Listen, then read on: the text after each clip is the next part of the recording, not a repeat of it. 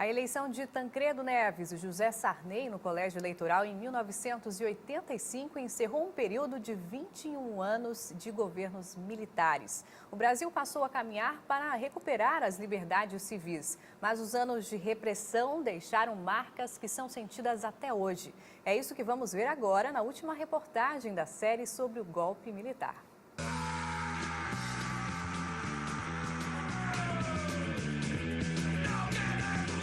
Éramos uma escadinha de irmãos, ele o mais velho e assim o nosso ídolo, nosso herói, né? Cuidava de todos os irmãos, né? São figuras como Alexandre Vanucchi Leme, como Vladimir Herzog, como pessoas que lutaram durante a ditadura, que motivam também o movimento estudantil a continuar lutando. Eu desafiei já em todos os meus pronunciamentos. Alguém que tenha sido torturado, venha dizer. Nunca apareceu um. A ditadura, em 64, radicalizou esse troço, porque pôs a tortura como política de Estado.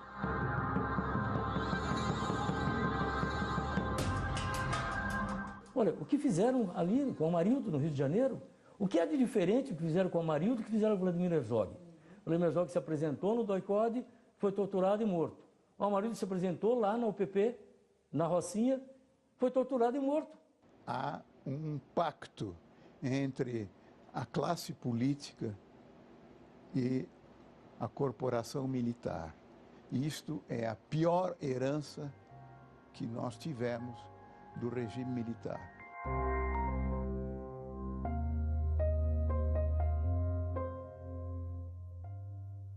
O que eles visavam na ditadura é destruir o trabalhismo, porque nós já éramos maioria no Congresso. Houve sim uma batalha e o Estado ganhou. É tão simples quanto isso. Este é um país que vai pra frente. 67 a 74, cresceu 10% ao ano. E sem inflação, porque a inflação caiu para 15%. O milagre ele representou um crescimento fantástico aí, mas que é um crescimento fundado na concentração de renda. E por falta de pressão da sociedade civil, você teve a deterioração do ensino público, a deterioração da saúde, a miséria campeando para todo lado, a pobreza vindo do Nordeste se instalando na periferia das grandes cidades sem nenhum atendimento. Eles deixaram uma bomba social monumental. A encrenca se deu a partir do segundo da crise do petróleo, em 79. O Brasil importava 80% do consumo. Em vez de 600 milhões de dólares, nós estamos pagando 11 bilhões de dólares em 79 e 80. Então, isso arrebentou a economia brasileira.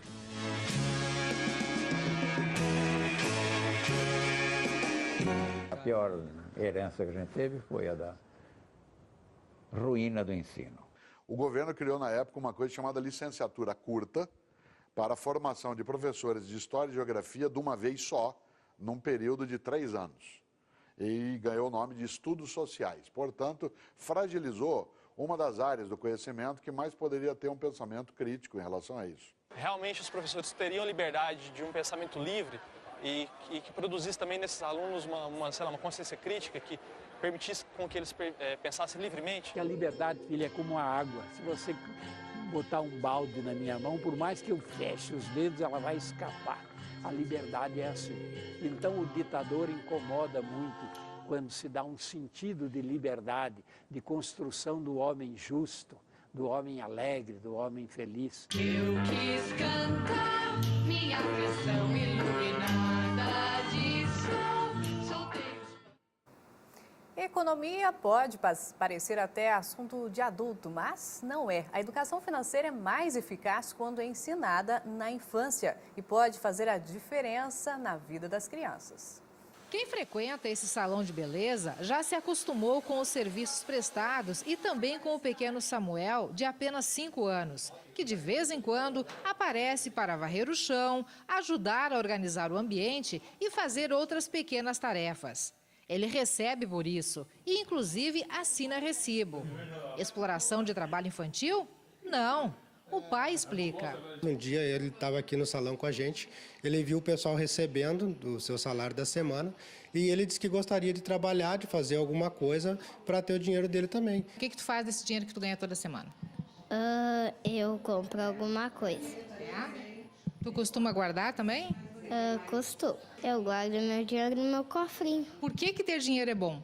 Para comprar coisa. O pai entende que a experiência dá ao filho a noção de onde vem o dinheiro e também ensina o verdadeiro valor das coisas. Esses dias ele estava no mercado e ele perguntou se com o dinheiro que ele tinha guardado, aquele doce, um chocolate, não me lembro o que era, se ele conseguia comprar ou não. A criança pequena, é importante que ela tenha contato com a moeda concreta, a moeda ou papel, algo palpável, né? Porque o cartão dá uma ideia de magia, né? De mágica. Eu vou lá e passo o cartão e aí tudo acontece. Eu não vejo que eu juntei várias moedinhas, que eu juntei vários, né, notas de R$2, de R$5 para comprar determinada produto que eu queira. Uma situação frequente que ocorre muito em lojas de brinquedos e corredores de supermercado, por exemplo, são os verdadeiros embates entre pais e filhos pequenos quando estes exigem aquisições não previstas no orçamento.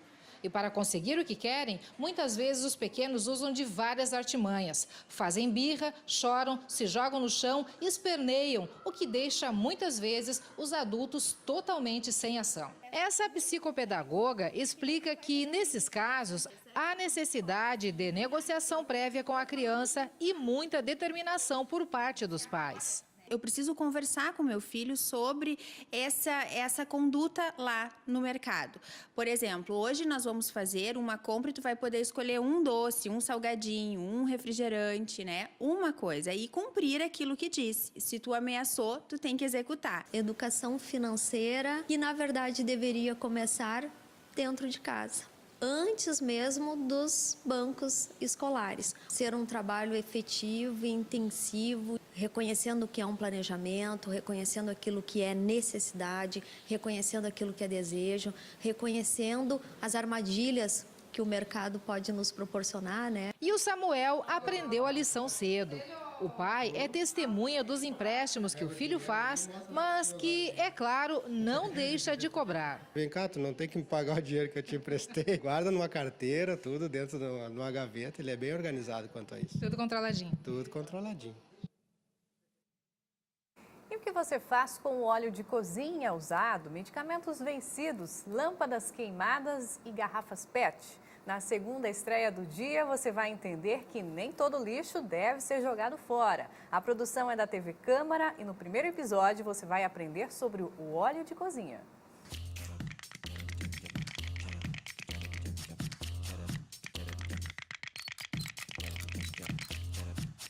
O que você faz com o óleo de cozinha usado?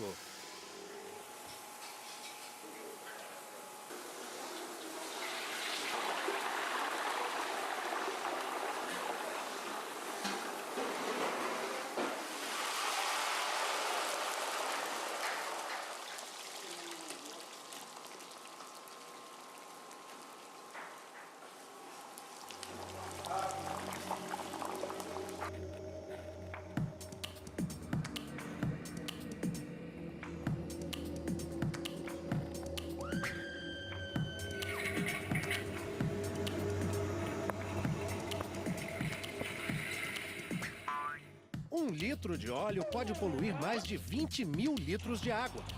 Cada brasileiro usa, em média, 15 litros de óleo por ano. São milhões de litros de óleo. Onde vai parar tudo isso?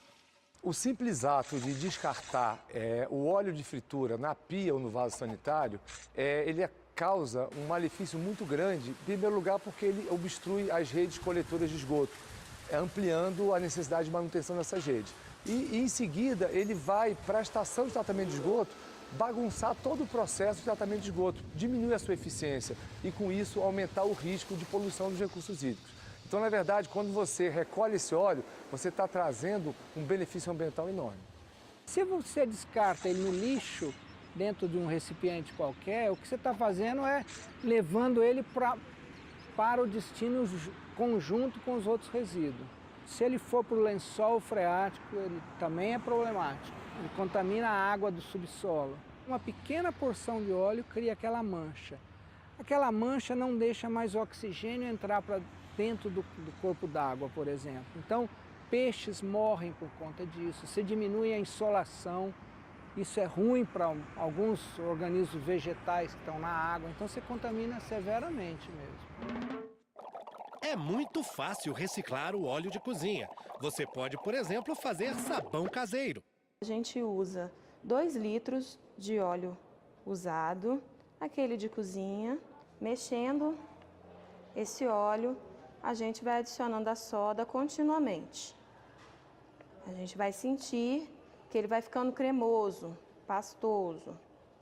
Aí agora a gente vai adicionar o álcool com um pouquinho de corante, ou então não precisa, é opcional. Ele vai ficar com essa consistência e a gente já pode colocar na forma para tirar no dia seguinte. Aquela forminha que a gente tem em casa de sorvete. E aí tá pronto e a gente pode desenformar em 24 horas, deixar ele no local arejado, longe do alcance das crianças. E depois de um dia ele fica assim. Então a gente desenforma e aí a gente pode cortar. Aí tá pronto. Quando for dissolver a soda na água, tem que tomar cuidado, porque o vapor dessa soda pode subir e queimar o rosto, além disso espirrar e machucar a mão. Então toma cuidado, faz no ambiente arejado e aí sim transfere essa soda para o óleo usado. Se você não tiver talento para fazer sabão, armazene o óleo usado numa garrafa e procure postos de coleta na sua cidade. Muitos supermercados recebem óleo usado. E algumas companhias de saneamento e abastecimento disponibilizam bombonas para a comunidade.